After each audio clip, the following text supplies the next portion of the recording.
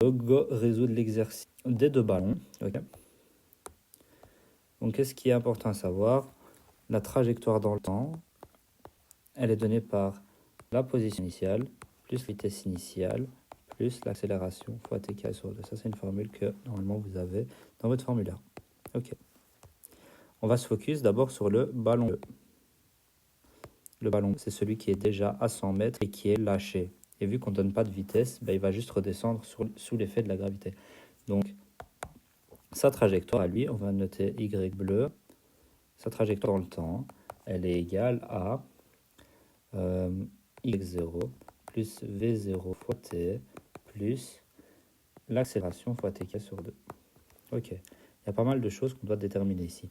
Quelle est sa hauteur initiale? On est d'accord, le ballon bleu, initialement, il est à 100 mètres. Du coup, on a le y0. Super, on continue. Sa vitesse initiale, on vient de le dire, on le lâche, ça veut dire qu'on ne lui donne pas de vitesse en fait. Ok. Plus, et c'est quoi l'accélération qu'il va subir? On est d'accord, il va uniquement subir la gravité. Du coup, c'est une accélération négative qui l'amène vers le bas. Moins 9,81 sur 2 t carré. Super. Du coup, on a la trajectoire du ballon bleu. On peut même savoir après combien de temps il est descendu à 50 mètres. Après combien de temps il a atteint 50 mètres. Effectivement, ça veut dire que y bleu de t, ça va être égal à 50, sa hauteur, 50, qui va être égal à 100, moins 9,80 fois t carré sur 2. Ici, ce qu'on cherche, c'est le temps qui va mettre à descendre à 50 mètres. On peut simplement isoler. On a 50 moins 100, ça fait moins 50, qui va être égal à moins 9,81 sur 2 fois t carré. Ou encore, si je tape ça, du coup, ça fait 50 fois 2 divisé par 1,81, qui va être égal à t carré. Et on peut trouver le temps qu'il met pour atteindre 50 mètres. En tapant ça à la calculatrice, ça fait plus ou moins 10 secondes. 10 secondes.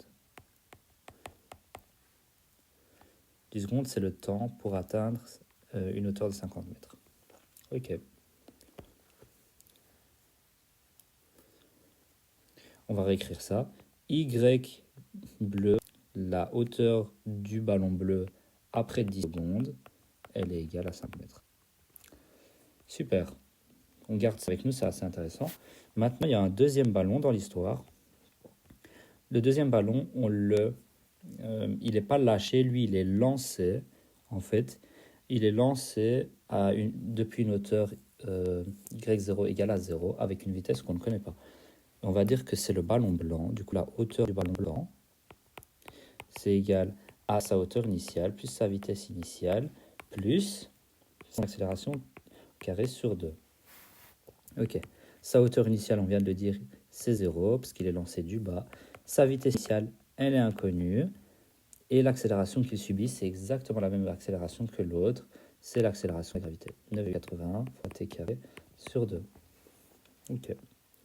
Nous, la question qui nous est posée, c'est que vaut V0, sachant que les ballons se croisent à une hauteur de 50 mètres.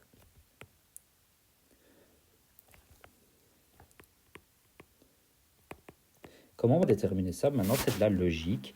On sait que vient de déterminer au point précédent que le ballon bleu atteint une hauteur de 50 mètres après 10 secondes. Eh bien, on est d'accord que pour que les ballons se croisent tous les deux à 50 mètres, il faut que le ballon blanc atteigne 50 mètres après 10 secondes également. Du coup, en fait, c'est exactement ce qu'on va écrire. On veut que la hauteur du ballon blanc, du coup, ici, on veut que ça soit égal à 50, ok, après 10 secondes. Du coup, 50 est égal à V0. Je réécris exactement cette équation-ci, mais ici, du coup.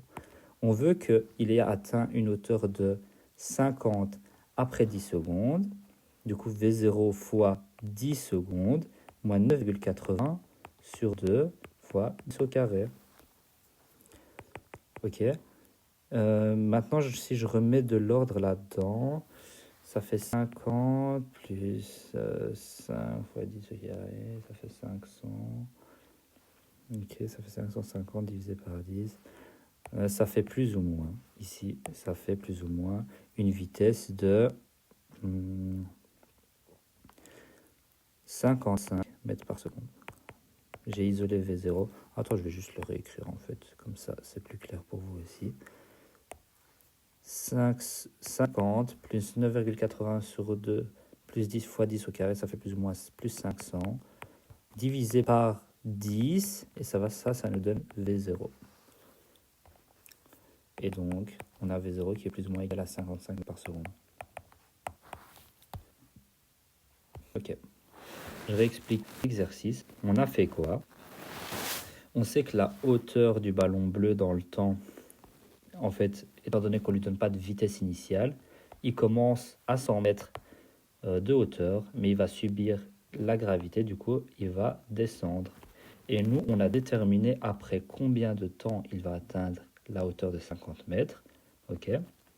Du coup, on a juste remplacé y bleu de t par 50 et on a cherché le t. On a isolé t et on sait que le ballon bleu a atteint une hauteur de 50 mètres après 10 secondes.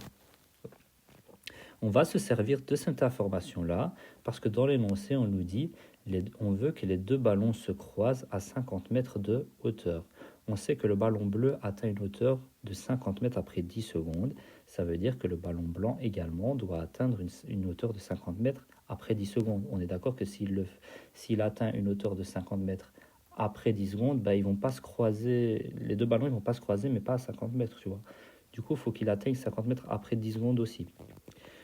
Là, on a déterminé l'équation du ballon blanc. On sait qu'il avait une hauteur nulle. V0, on le cherchait. Du coup, on a réécrit son équation. On a remplacé Y blanc de t par 50. Et on a pu trouver V0 parce qu'on sait qu'il a atteint cette hauteur de 50 mètres après 10 secondes. Voilà. Oh, c'est pas du tout la bonne réponse. Par contre, c'est un peu embarrassant.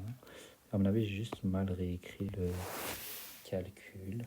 Enfin, je pense que j'ai juste la calculatrice. Hop, j'avais pas de calculatrice avec moi.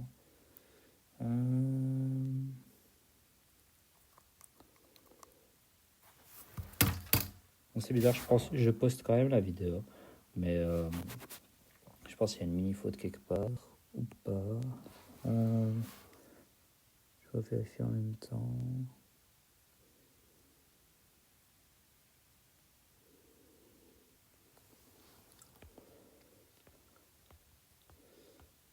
50 fois 2 divisé par 9,80. 50 moins 100.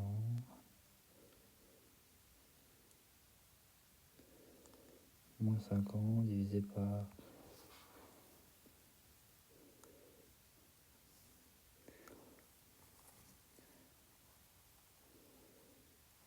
Ah oui, ok.